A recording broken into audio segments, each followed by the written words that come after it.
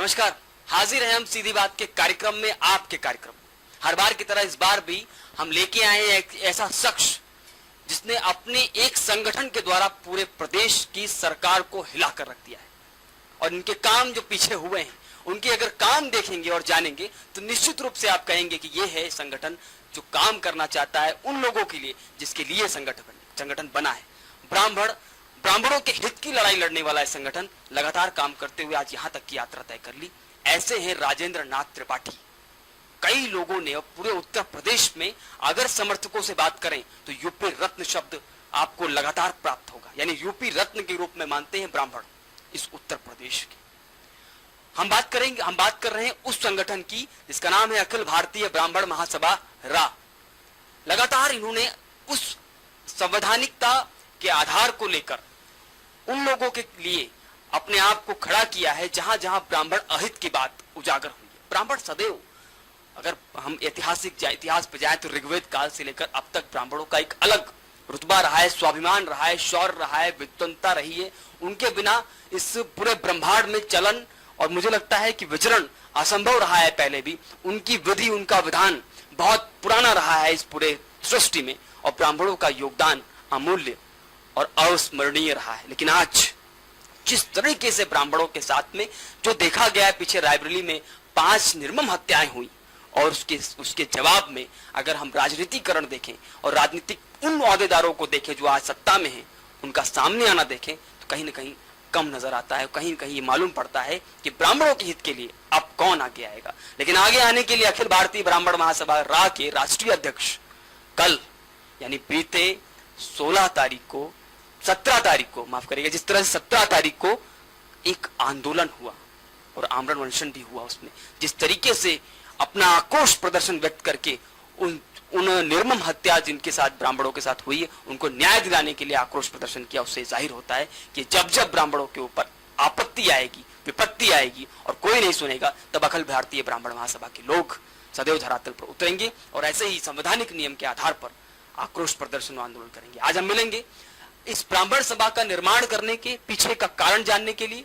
आज हम मिलेंगे इस ब्राह्मण सभा की मूल विचारधारा क्या है और क्या है इनका उद्देश्य और क्या करेंगे आगे। आज मिलेंगे हम राजेंद्र नाथ त्रिपाठी से और बात करेंगे सीधी बात कार्यक्रम में कि अब आगे का लक्ष्य क्या है और आगे काम क्या है। एक बात और, आज पूरे उत्तर प्रदेश में, पूरे भारत में कई ब्राह्मणों के ऐसे ही मंच बने हैं। ये मंच भी वैसा ही ना हो जैसे अन्य हैं, अन्यों में कई उंगलियां उठी हैं, इस पर भी उठी हैं या नहीं। हमारे पास तमाम सारे सबूत भी हैं, राजेंद्र नाथ त्रिपाठी पर भी कई सारे सबूत हैं, कई सारे सवाल हैं। आज हम बात करेंगे राजेंद्र नाथ त्रिपाठी से और सत्ता जानेंगे कि वास्तविकता के आधार पर ये ब्राह्मणों की रक्षा, सुरक्षा और स्वाभिमान के लिए लड़ेंगे या ढकोसला। आइए मिलेंगे थोड़ी देर बाद में राजेंद्र नाथ त्रिपाठी से। आज पूरे देश में गरीब की आवाज को सुनने वाला और उठाने वाला, बिना स्वार्थ के कोई उठाए ऐसा व्यक्ति मिलता नहीं।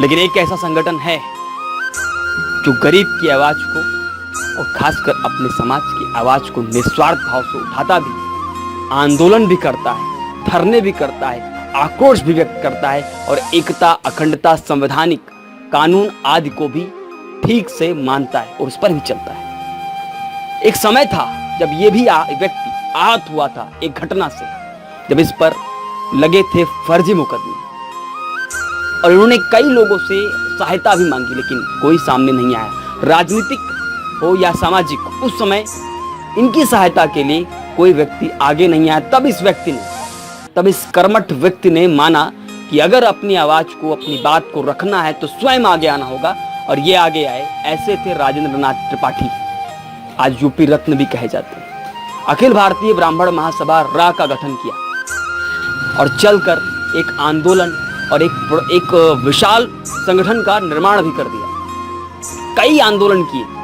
ब्राह्मणों के हित में, ब्राह्मणों के नेतृत्व करते हुए, ब्राह्मणों की आवाज को उठाते हुए कई आंदोलन किए, कई प्रदर्शन किए और लगभग पूरे देश में और 15 से अधिक राज्यों में आज संगठन खड़ा हो चुका है।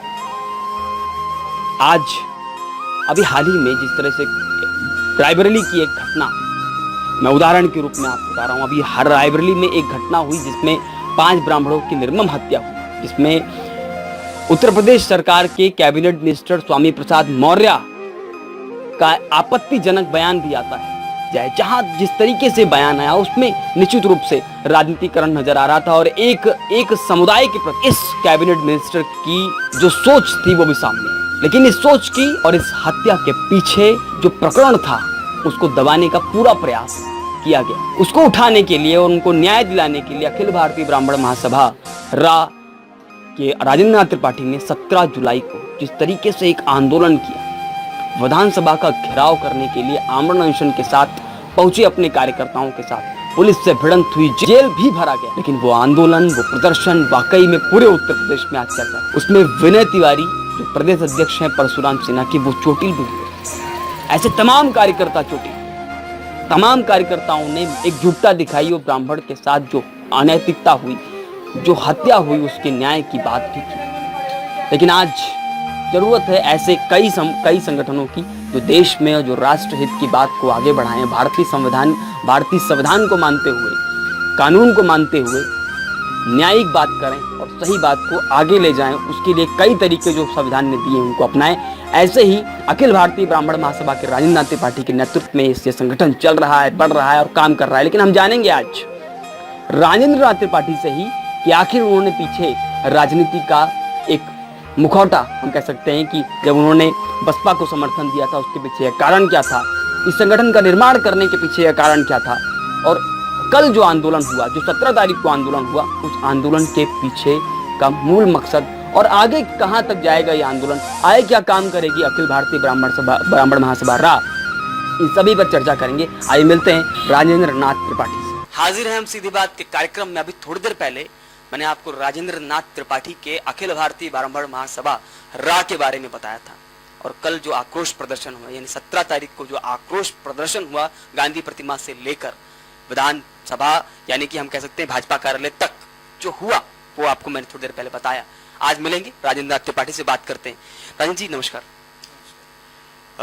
आपने जब सबसे ये अन्यों की भी जिज्ञासा होगी इस बात को जानने के लिए, जब आपने अखिल भारतीय ब्राह्मण महासभा रा का गठन किया था और जब आप इस क्षेत्र में आने की आपके अंदर जिज्ञासा और लालसा उत्पन्न हुई थी, तो उसके पीछे का कारण क्या था? आखिर इस क्षेत्र में इस तरफ आपको आप बढ़े तो क्यों, और उसके पीछे का कारण क्या था? एक भोजपुरी कहावत है कि की दुख जाने दुखिया की दुखिया की माँ। मैं इतना बुरी तरह से प्रताड़ित किया गया और मैं न्याय के लिए और अपने सहयोग के लिए भटकता रहा।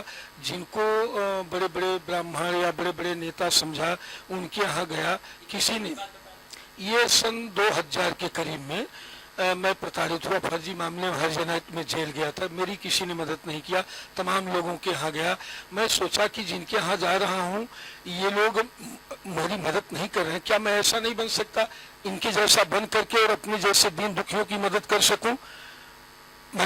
मुझे एक मुकाम मिला और उस मुकाम के माध्यम से संगठन का निर्माण किया और आज भारत के 19 राज्यों में, उत्तर प्रदेश के सभी जिलों में मैं उस तरह के पीड़ित लोगों के घाव का मरहम बन करके हमारे सारे कार्यकर्ता मेरे निर्देशन में काम कर रहे हैं। आपने बताया कि एक वक्त था जिस समय हरिजन एक्ट आप पर लग गया और वो भी बिना किसी आपके आपराधिक घटना कोई नहीं थी, लेकिन फर्जी लग गया और आपको जेल भी जाना पड़ा, आप आहत हुए, आप कईयों के दरवाजे यानी कईयों के पास उस समस्या को लेकर गए, लेकिन उसका निदान नहीं हुआ। आपको लगता नहीं आज जिस तरह से राजनीति पूरे उत्तर प्रदेश में नहीं पूरे भारत में हावी है और राजनीति के आधार पर व्यक्ति चलता है फिरता है, उस वक्त ऐसी घटनाएं आमतौर पर हुआ करती हैं, आज बहुत हो रही हैं।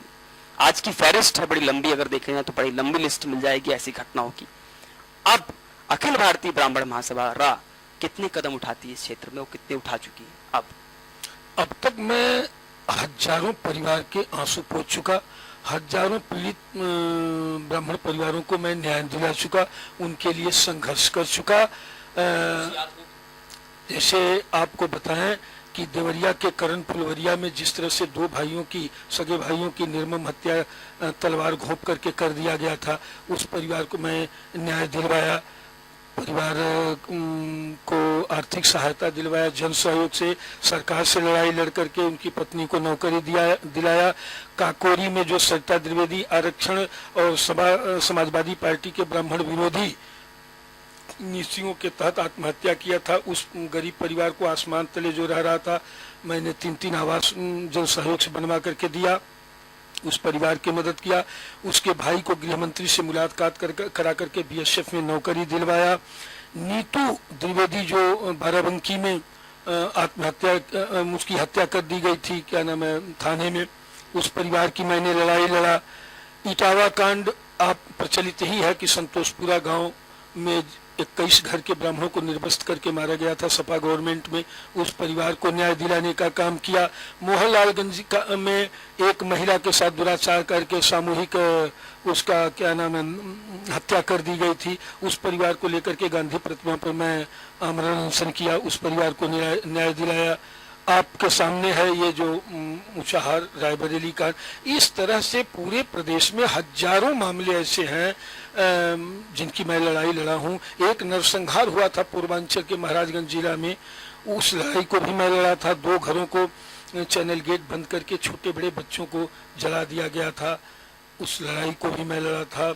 देवरिया में अभी साल भर हुआ हिंदू हृदय सम्राट महाराज पोहारी जी के महंत की हत्या कर दी गई थी, उस लड़ाई को भी मैं लड़ा। दोहरी घाट में थाने का घेराव किया, एक ब्राह्मण परिवार को सरेआम चौराहे पर चेयरमैन द्वारा मारा गया था, उस परिवार को न्याय दिलाया।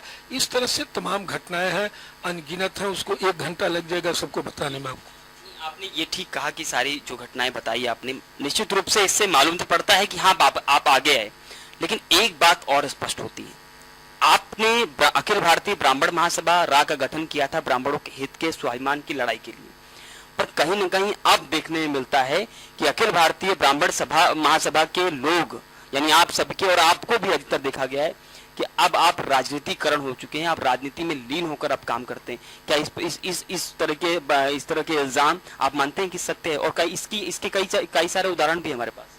मैं बताऊं कि मैं किसी राजनीतिक दल का सदस्य नहीं हूं और क्या नाम है, सारे राजनीतिक दल ब्रह्मद्रोही हैं, किसी को ब्राह्मण चिंतक नहीं मान रहा हूं। 19 साल में मैं देख रहा हूं, और राजनीतिकरण मेरे संगठन का नहीं है, इन राजनीतिक दलों की नकेल के रूप में संगठन काम कर रहा है। जहां चाहूंगा कसूंगा, जहां भी ब्राह्मण हितों पर कुठाराघात होगा मैं उसके खिलाफ संघर्ष करूंगा। मैं किसी राजनीतिक दल से नहीं जुड़ा हूं। क्या आपको लगता नहीं कि जब आपने बसपा को समर्थन दिया था उस दौरान पर जिस तरीके से अन्य ब्राह्मण समुदाय के लोग थे, उन्होंने सोशल मीडिया के माध्यम से और बाहरी तरीके से भी कई बयान किए थे, उसमें कई तीखे बयान भी थे, आपको लगता है कि उस तरीके से समर्थन देना, आप गैर राजनीतिक हैं, आपने समर्थन दे दिया, कहीं लगता नहीं कि समर्थन देने से राजनीतिकरण हो जाता है, कहीं ना कहीं राजनीति में आप भी उतरना चाहते हैं? देखिए, मेरा सीधा सा मानना है कि साथ दो तो जम के दो, जमाना देखे, विरोध करो तो जम के करो, जमाना देखे। आज इसी के नाते इस चीज से ब्राह्मण हटा हुआ है, इसीलिए ये मुख्य धारा से दूर होता जा रहा है।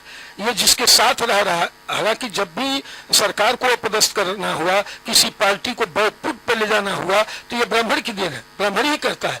लेकिन कमी यह है कि हम खुल करके नहीं कर पाते हैं। जिसका साथ देते हैं वो मानने को तैयार नहीं, जबकि साथ देते हैं उसका, लेकिन वो मानने के लिए तैयार नहीं। जिसका विरोध करते हैं ये भी नहीं दिखता कि मैं विरोध कर रहा हूँ। जिस दिन उत्तर प्रदेश का 70% ब्राह्मण इस रूप में उतर जाए कि मैं विरोध भी उसका दिखा और साथ भी दिखा, यही कारण है कि बहुजन समाज पार्टी को सपोर्ट हमने किया, तो हमारे कार्यकर्ता हर जिलों में हर जगह मैं स्वयं उतर करके दिखाया कि मैं सपोर्ट किया हूँ, यही होना चाहिए। लेकिन आपने जब सपोर्ट किया तो कई जगहों पर आप पर इल्जाम लगे, एक मैं आप बताता हूँ, मेरे पास है उसका सबूत। अनुभव तिवारी जी हैं, उन्होंने लिखा सोशल मीडिया पे कि राजेंद्र नाथ त्रिपाठी जैसे लोग अपने निजी हित के लाभ में इतना गिर सकते हैं, यह सोचा नहीं था। ये उस भाई की महान विचारधारा होगी जिसने मेरे पर आरोप लगाया, लेकिन अगर यह बात अगर उनका कहना मैं सही है तो मुझे भाजपा के साथ रहना चाहिए। इसलिए लोकसभा में भाजपा को हमने सपोर्ट किया था। उनकी गुलामी और दलाली करते 420 का धंधा करके मैं कमाता तो मैं अच्छा था। तो अगर ये मानो तो मैंने अपना नुकसान किया, मुझको बीजेपी नहीं छोड़ना चाहिए। लेकिन कहीं न कहीं मैं अपने उद्देश्य से भटक गया था। मेरा उद्देश्य है कि पीड़ित ब्राह्मण को न्याय दिलाना, ब्राह्मण स्वाभिमान, सम्मान, अधिकार की रक्षा करना और अपने कार्यकर्ताओं की सुरक्षा करना। अगर कार्यकर्ताओं की सुरक्षा आपको करनी थी और आपको ब्राह्मण स्वाभिमान और सम्मान की लड़ाई लड़नी थी, तो एक वही बहुजन समाज पार्टी है जब उन्होंने तिलक तराजू और तलवार इनको मारो जूतेचारी इस तरह के बयान, इस तरह के नारे लगाकर उन्होंने चुनाव में कैंपेनिंग में उतरी थी और इस सरेआम था, ही सब कुछ छुपा नहीं था। ब्राह्मणों की कहीं न कहीं अपमान का वो दौर अभी भूले नहीं है वो लोग। तो ब्राह्मण समाज को, ऊंची जातियों को भी नारा याद है कि तिलक तराजू और तलवार इनको मारो जूते चार, तो उनका यह भी नारा याद होना चाहिए कि हाथी नहीं गड़े से ब्रह्मा विष्णु महेश है, उन्होंने भी तो नारा दिया था। दूसरी चीज, अगर वो नारा नहीं देते तो उनका 1 नंबर वोट बैंक नहीं बनता, जो दलित वोट जिनकी वो रहनुमाई करते हैं। अब सवाल यह है कि सरकार में आने के बाद मायावती जी ने क्या किया, तो सरकार जब वो सर्वाधिक उन्होंने ब्राह्मणों को का सम्मान किया है, सर्वाधिक टिकट दिया, सर्वाधिक ब्राह्मण जीत के आए, उनके शासन में सर्वाधिक ब्राह्मण मलाईदार पोस्टों पर रहे, मंत्री रहे, नीचे से ऊपर तक बसपा के शासनकाल में तमाम ब्राह्मण अधिकारी पोस्टिंग उनकी हुई थी, तमाम लोगों को नौकरियां दी गई, लेकिन उस समय उनके शासन काल में भी ब्राह्मण उत्पीड़न हुआ। मैंने लड़ाई लड़ा जिले जिले पर हर जगह कि ये ब्राह्मण द्रोही सरकार है बहुजन समाज पार्टी, लेकिन अगर इतना के बावजूद भी ब्राह्मण प्रताड़ित हुआ तो इसके लिए सुश्री मायावती दोषी है या उनकी गोद में बैठा हुआ, उनकी पार्टी में बैठे हुए, उनके सरकार में बैठे हुए ब्राह्मण मंत्री सांसद विधायक है?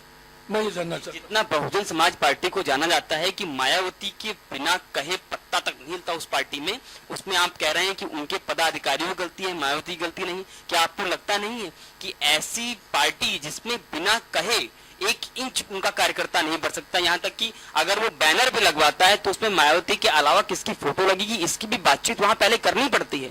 ऐसी पार्टी पर आप ये कह रहे हैं कि उनकी गलती नहीं है मायावती जी की, बल्कि गलती उनके जो अहदेदार मंत्री बने थे कैबिनेट स्तर के, उन लोगों की गलती है। क्या आपको लगता नहीं ये बात हजम नहीं होती कहीं भी? देखिए, मैं उस शासन में भी, चाहे किसी के शासन में, मैं आता जाता रहता हूँ, गया हूँ, संपर्क हमारे हैं, लेकिन हमारा ये कहना है कि स्वामी प्रसाद मौर्य जी बसपा के साथ थे तो उनसे भी मैं मिल चुका हूँ, उनको देखा, वो अपने जात के लोगों की रहनुमाई करते थे, नसीमुद्दीन सिद्दीकी अपने जात की रहनुमाई करते थे। सतीश चंद्र मिश्रा की वजह से ब्राह्मण बसपा के साथ गया, या तो तीर मारे या बसपा उनके कहने पर या सपा के कुशासन से त्रस्त होकर के सुश्री मायावती जी की पार्टी को अपनाया, तो ब्राह्मण ने तो उनका साथ दिया। लेकिन जिस तरह से नसीमुद्दीन सिद्दीकी स्वामी प्रसाद मौर्य बसपा में अपने समाज के लोगों की रहनुमाई करते थे, तो वो मायावती जी के कहने पर करते थे। अगर करते थे तो फिर सतीश चंद्र मिश्रा ने क्यों नहीं किया? सरकार गठित होने के बाद सतीश चंद्र मिश्रा कितने जरूरतमंद ब्राह्मणों के यहाँ गए या उनके मंत्री लोग गए, तमाम प्रताड़ना हुई, तमाम लड़ाई लड़ा। एक बात और है ना कि 2000 अगर आप बात कर रहे थे सरकार की, सरकार के बाद में अखिलेश सरकार आई और अखिलेश के बाद में आपने समर्थन तो इस बार वाले चुनाव में दिया है, तो क्या आप उस इतिहास को भूल गए थे जिस समय ऐसी घटनाएं घटी? आपने ब्राह्मणों का जिक्र किया कि वहां पर ब्राह्मणों के हित के लिए सतीश चंद्र मिश्र सामने नहीं आए थे, और प्रेस कॉन्फ्रेंस के समय जब आपने समर्थन दिया तब सतीश चंद्र मिश्र आपके बगल में बैठे थे। उस समय क्या आप सब भूल गए थे सारी बातें?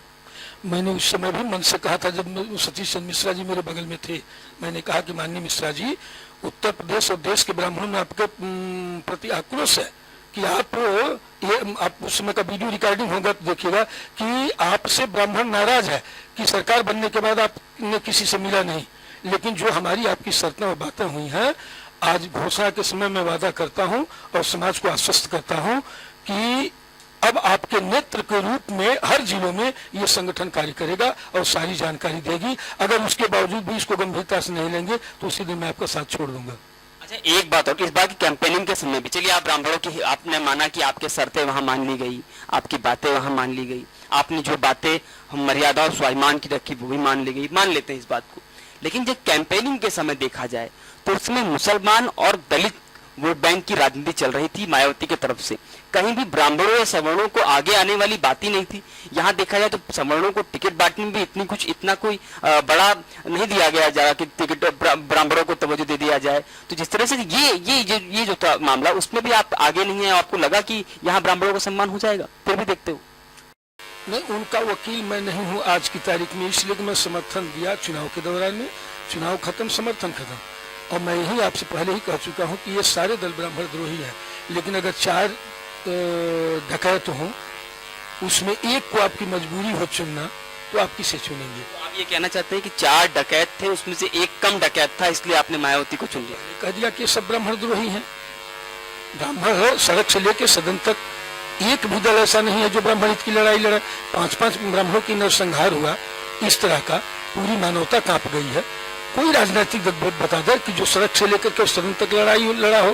केवल एक दिन ये काम हुआ कि सदन में हल्ला किया गया, उनको न्याय दिलाने का काम किसने किया? कोई अनशन पर बैठ जाते, जो भी विपक्ष है, जो भी राजनीतिक दल है, सरकार के सामने वहीं बैठ जाते। जब जैसे मैं कल विधानसभा घेरा, अनशन पर बैठा, मेरी गिरफ्तारी हुई, इस तरह का कोई विधायक, कोई दल इस नरसंहार कांड पर बैठा हो, बंद कर देते विधानसभा चलना, वहीं मुख्यमंत्री और विधानसभा के सामने बैठ जाते कि जब तक न्याय नहीं मिलेगा पांचों मतलब परिजनों को, तब तक मैं उठूंगा नहीं। तब मैं मानता कि ब्राह्मण हित की लड़ाई लड़ रहे हैं।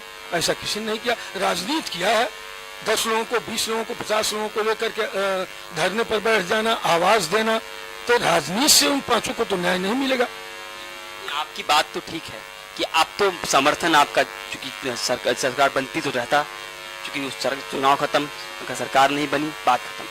लेकिन एक बात ना, राष्ट्र हित की बात भी आप ध्यान में रखेंगे, आप समाज हित की बात को भी ध्यान में रखेंगे, आपका जो उद्देश्य है उसको भी ध्यान में रखेंगे। आप जब समर्थन दे रहे थे उस समय क्या उन उद्देश्यों को, उन विचारधाराओं को, उन चीजों को जिन सिद्धांतों से आपने इस दल को, इस संगठन को खड़ा किया, क्या उन सिद्धांतों के साथ आप समझौता कर लेंगे? क्योंकि आपके जिस तरह से बातें हैं उससे लग रहा है कि उस समय आपने मायावती की सारी बातों का समझौता किया था, क्योंकि 4 डकैत थे, जो कम डकैत नजर आया, आप उसके साथ हो गए। यानी कहीं न कहीं समझौता आपने किया था, आपका दिल नहीं कह रहा? नहीं, ऐसी बात नहीं है। मैं जब सपोर्ट करने की बात आई और पूरा संगठन बीजेपी का बगावत करने के रूप में आ गया कि भारतीय जनता पार्टी का विरोध करना चाहिए, ये सपा और बसपा से भी घातक है ब्राह्मण समाज के लिए, तो वर्तमान सरकार समाजवादी पार्टी, जो जिसके शासनकाल में ब्राह्मण हत्याएं, जमीनों पर कब्जा, उत्पीड़न चरम पर था, उसके कंधे पर हाथ था कांग्रेस का, तो 2 तो इसी तरह से कट गए। भाजपा का विरोध करना है तो सपोर्ट किससे करना है? विकल्प के रूप में बसपा थी, फिर बसपा के कार्यों की समीक्षा की गई, संगठन के लोगों ने किया, तो ये देखा कि ये इसको सपोर्ट किया जा सकता है। फिर अपनी शर्तों के आधार पर हम लोगों ने उनको बुलाया गया, हमने बात किया। एक चीज तो जरूर है कि चाहे अमीर हो, गरीब हो, हर इंसान को सुरक्षा चाहिए। मायावती जी के कार्यकाल में और कुछ सब कुछ छोड़ दीजिए तो सुशासन था। बाघ और बकरी को एक घाट पर पानी पिलाने का उन्होंने काम किया था। उनके शासनकाल में एक खौफ था अपराधियों पर। आप कहने का मतलब कानून व्यवस्था उनके कार्यकाल में बहुत सुदृढ़ थी, बहुत अच्छी थी। अच्छा, एक प्रश्न और, अब तक जो चुनाव हो चुका, अब आपका काम चूंकि अब फिर वापस उसी रूप में, उसी रूप धारण में आप आ चुके हैं, आप आगे की सोच और आगे का उद्देश्य क्या होगा? अखिल भारतीय ब्राह्मण महासभा राका के क्या करना चाहती है, क्या कैसे करेगी? ब्राह्मण महासभा जो कर रही है वो ठीक कर रही है। हमारा उद्देश्य है, हम देखिए ऐसे के वंशज हैं जिसने हमें सिद्धांत दिया, रास्ता दिया, वसुधैव कुटुंबकम का, सर्वे भवन्तु सुखिनः, विश्व का कल्याण हो, प्राणियों में सद्भावना हो, इस सिद्धांत पर हम संगठन को लेकर चलते हैं। और ब्राह्मण समाज का फेविकोल है जो सबको जोड़ के लेके चला है। राष्ट्र और समाज के हित के लिए लंगोटी पहन करके अपना सर्वस्व न्यौछावर किया है। हम उनके वंशज हैं। हम ब्राह्मण जातिवादी नहीं हो सकता। अगर जातिवादी है तो कहीं कहीं वो अपने कर्तव्य से और सिद्धांत से भटक रहा है। आपके संगठन में एक चीज देखी गई है कि किसी को भी कोई पद दे दिया जाता है, वो 2 कमरे में या बंद कमरे में बैठकर बना लिया जाता है, उसके बाद में उसे प्रेषित किया जाता है। क्या आपको लगता नहीं कि ये बातें ठीक नहीं? ऐसी बात नहीं है। उसकी सक्रियता और निष्क्रियता के आधार पर ये किया जाता है। हमारे संगठन में इलेक्शन का नहीं है कि इलेक्शन से हम कोई पदाधिकारी बनाए। हमारे संगठन में मनोनयन की विधा है, हमारी कमेटी है, एडवाइजरी बोर्ड है, अनुशासन समिति है, ये इस आधार पर दायित्व दिया जाता है। मेरे पास एक उदाहरण है, एक आपके ओम प्रकाश त्रिपाठी जी हैं, उन्होंने बयान दिया कि भाई देवनाथ जी ने ये डाला था अपने फेसबुक पर, सोशल मीडिया पर, तो उन्होंने कहा था भाई देवनाथ जी ब्राह्मण महासभा के पदाधिकारी कमरे में बैठ के बनाए जाते हैं कि कोई मीटिंग वगैरह भी होती है, अगर होती है तो इसकी सूचना किसको दिया जाता है? आप बताएं, अगर आप भी सोशल मीडिया से जुड़े होंगे तो आप जानते होंगे कि जब भी मीटिंग या कोई कार्यक्रम होता है तो हम जानते हैं कि इतना वायरल किसी संगठन का नहीं होता है कि आज ये कार्यक्रम है। पूरा सारे लोग मीटिंग की, प्रदर्शन की, धरना की, सम्मेलनों की सूचना सबको निर्देशित किया जाता है कि आप लोग दें। उसके बाद व्यक्तिगत रूप से टेलीफोन के द्वारा भी दी जाती है सबको। भी ऐसी बातें अगर सार्वजनिक तौर पर आएंगी तो कहीं ना कहीं लगता है ना संशय है। नहीं, ये लोग वो तत्व है ना, चाहे वो सपा के कैंडिडेट कार्यकर्ता होंगे, चाहे बसपा के होंगे, चाहे भाजपा के होंगे, चाहे कांग्रेस के होंगे, ये उनका नशा बोल रहा है। शुद्ध रूप से ब्राह्मण हित के लिए देखिए, मेरे संगठन में कोई भी पदाधिकारी किसी राजनीतिक दल से बहुत एफिलिएटेड नहीं। अगर वहाँ पदाधिकारी है तो मेरे यहाँ नहीं होगा, मेरे यहाँ वही होगा जो किसी राजनीतिक दल में पदाधिकारी नहीं। अच्छा, एक बात और, जिस तरह से आप पर आरोप लगते रहते हैं कि कहीं तो आप पर आरोप लगे हैं दलाल शब्द के भी, और ये शब्द तब लगे जब आपने मायावती के संगठन के साथ समझौता किया था। उसके बाद में एक और आरोप उसके बाद लगा, उसमें एक इंदिरा तिवारी जी जिन्होंने आरोप लगाया कि राजेंद्र नाथ त्रिपाठी ब्राह्मण हो तो ये मुल्लों वाली हरकत बंद करो। यानी कि आपने जो मायावती को समर्थन दिया था उसमें मुल्लो शब्द का प्रयोग, उसमें कहा 2-4 लाख रुपए से लेकर सभी ब्राह्मणों के ठेकेदार बनकर बसपा को समर्थन देने वाले तुम होते कौन? ये उनका निजी बयान है। मैं एक संगठन का, जो भारत की सबसे बड़ी ब्राह्मण संस्था है, उसका राष्ट्रीय चौकीदार हूँ। तो ये तो मुझे अधिकार है ना कि हम अपने संगठन के लोगों को बुला करके सर्वसम्मत निर्णय लेकर के और उस निर्णय को सुना सकता हूँ। ये तो मुझे अधिकार है। इंदिरा जी को क्या अधिकार है? रह गई बात कि कोई भी अधिकार, तो वो ब्राह्मण के नाते ये बात कह रही है, तो उनको आकर के मीटिंग में जब होता है तो आकर के मीडिया में कहें, फेसबुक पर अंगुली घुमाने से क्या होता है? वो आकर के सुझाव है, उनका भी सुझाव ग्राह्य है होगा। इस तरह की विचारधारा के लोगों का जब मीटिंग होती है तो उसमें आकर के अपने विचार प्रस्तुत करने चाहिए। नहीं, आप ये मानते हैं कि इस तरह के लोग जो विचार, आपने कहा कि वो जो फेसबुक पर कह देती है, नहीं कहीं ना कहीं बात में सत्ता तो होगी, जो प्रामाणिकता के साथ सार्वजनिक तौर पर रख रही, प्रामाणिकता तो नहीं लेकिन अगर कह सकते हैं कि अपनी बात अगर सार्वजनिक तौर पर रख रही हैं तो इस बात में कहीं ना कहीं कोई ना कोई तो तीस होगी उनके मन में, जिसकी वजह से ये बातें निकल रही। ये अंधभक्ति है, इसको मैं अंधभक्ति कहूँगा। वो निश्चित रूप से आपको को पता लगा किसी राजनीतिक दल से वो उनकी अंधभक्ति है। मैं दावा करता हूँ आपके चैनल के माध्यम से कि कहीं से भी 19 साल में मेरे द्वारा किसी को धोखा, फ्रॉड, झांसा दे करके किसी कार्यकर्ता के से अगर किया गया है, तो इतना बड़ा मैं संगठन चला रहा हूँ, वो संगठन से पहले पता लगा ना मेरे चरित्र के बारे में, मेरे कार्य के बारे में, तो पता लग जाएगा। एक्शन होगा तो रिएक्शन होगा। किसी भी राजनीतिक दल को अगर सपोर्ट किया जाएगा तो शेष राजनीतिक दलों के अंधभक्त ब्राह्मणों को टीस होगी, पीड़ा होगी, तो जरूर इस तरह का आरोप लगाएंगे। जब एक्शन ही नहीं होगा तो रिएक्शन कहां से होगा? त्रिपाठी जी, कहीं देखा जाए जिस तरीके से कल आप लोगों ने गांधी प्रतिमा के सामने एक आक्रोश प्रदर्शन किया था, उससे निश्चित रूप से वो प्रदर्शन देखकर तो ऊर्जा कई ब्राह्मणों में जागी है, कई सोते हुए ब्राह्मण भी जागे हैं और उनको लगा है कि अब उतरना चाहिए।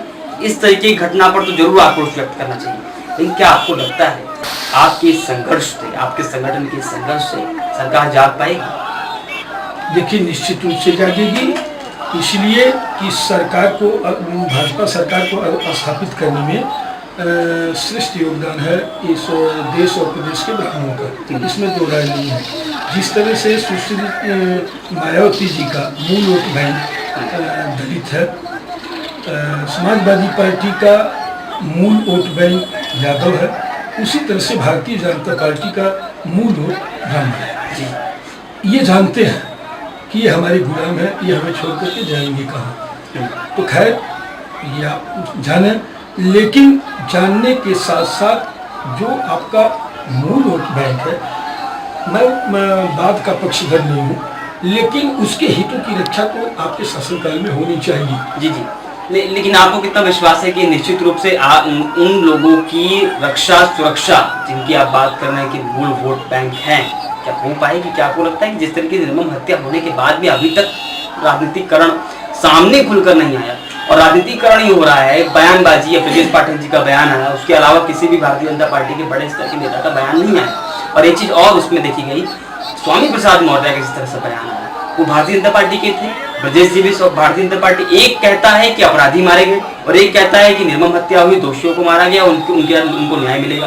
क्या आपको लगता है इस तरह की सरकार, आपने जो आक्रोश प्रदर्शन किया जिन मांगों के साथ में, वो पूरे हो जाएंगे जब इस तरह की सरकार के लोग ही ऐसे होंगे? कैसे पूरे? रायबरेली की ये जो निर्मम हत्याकांड हुआ है, देश में ब्राह्मणों में आक्रोश है। इस आक्रोश को डिवाइड करने के लिए ये राजनीतिक षड्यंत्र है भारतीय जनता पार्टी का। घटना के दूसरे ही दिन अपराधियों के बचाव में योगी सरकार के कैबिनेट मंत्री स्वामी प्रसाद मौर्य और मोती सिंह के बयान आते हैं अपराधियों को बचाने में। ये नहीं होता है कि कम से कम जो मारे गए हैं, कम से कम उनके घर जाते आप, उनके आंसू पोंछते और गुण दोष के आधार पर आप बयान जारी करते हैं। हमारे भाई ब्रजेश पाठक जी का बयान सराहनीय है और इससे ब्राह्मण समाज में खुशी की लहर है, लेकिन यह बयान उस दिन इनका आना चाहिए जिस दिन इन्होंने स्वामी प्रसाद मौर्य और मोती सिंह ने अपराधियों के पक्ष में बयान दिया था। उसी दिन इनको क्रॉस देना चाहिए था। इतने दिनों बाद इन्होंने बयान दिया, इसका मतलब भारतीय जनता पार्टी के इस ब्राह्मणों में व्याप्त आक्रोश को डिवाइड कर इस तरीके से, जिस तरह की बयान इतनी लेट आया है, तो क्या आपको लगता है न्याय जिस तरह से आपने आक्रोश किया उसके बावजूद मिल जाएगा? बयान से न्याय नहीं मिलेगा। वो मंत्री हैं योगी सरकार के, वो अगर इस नरसंहार कांड को लेकर के बैठ जाते कि इसमें न्यायिक जांच हो, पीड़ित परिवारों को न्याय दिलाया जाए, तो मेरा मानना है कि देश का ब्राह्मण उनको आंख, मस्तिष्क और सीने में बैठा लेता। जी, न्याय दिलाने का यही तरीका था। मैं फिर से प्रश्न दोहरा दूं, क्या न्याय विश्वास है आपको? इस सरकार से तो नहीं। अगर इस सरकार से विश्वास नहीं है कि न्याय मिलेगा, तो क्या आगे कदम? अगर आपको विश्वास नहीं है, आपने आक्रोश प्रदर्शन किया और बड़ा स्तर पे किस तरह से आप लोगों ने विधानसभा के सामने जिस तरह से आक्रोश किया और फिर जेल भी आपने भरा, आप गाड़ियों में लगकर आप जेल तक गए, इस तरीके का पूरा आक्रोश प्रदर्शन, कई लोग चोटिल भी हुए, मैं देखा है।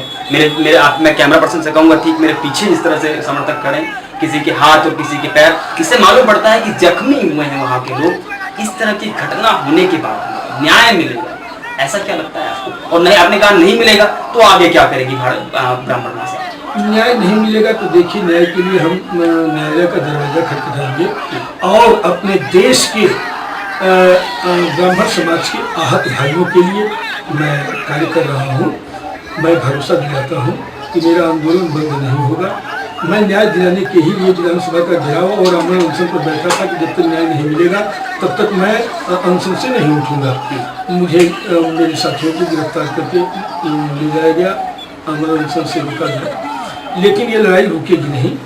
अब सभी जिलों में कर्मकांडी ब्राह्मणों के द्वारा केंद्र और प्रदेश की भाजपा सरकार के पतन का कार्यक्रम रखा जाएगा। पुष्पैती लेकर के हमारे कर्मकांडी ब्राह्मण और ब्राह्मण समाज के लोग भाजपा के पतन के लिए कार्य करेंगे।